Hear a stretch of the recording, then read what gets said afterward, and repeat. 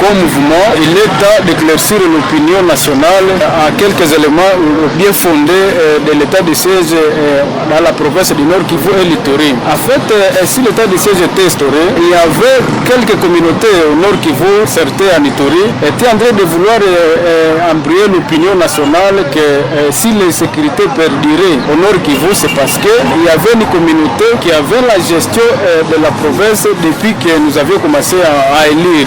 Donc depuis 2006 jusqu'à présent, il y avait une seule communauté qui gérait la province du Nord Kivu comme gouverneur. Maintenant, cette communauté était en train de vouloir réfléchir à la balkanisation pour que les deux parties puissent avoir leur propre gouverneur. L'état de siège venait de permettre que ces prétextes venaient d'être évalués et que tout le monde venait de se rendre compte de la réalité sur terrain et qu'il n'y a plus. Maintenant, on se rend compte que les sécurités perdurent encore au moment où il y a étrangers ou des soldats qui ne sont ni politiciens, qui étaient à la gestion de la province. Maintenant, l'état de siège venait de nous faire voir qu'à un moment, quand les civils étaient en train de gérer la province ou les institutions provinciales, ils étaient en train de voler parce qu'il y a eu quand même des recettes qui se sont fait voir au trésor public par rapport au cas les civils étaient en train de gérer. Ça, c'est un élément positif que nous pouvons jeter aux autorités de l'état de siège.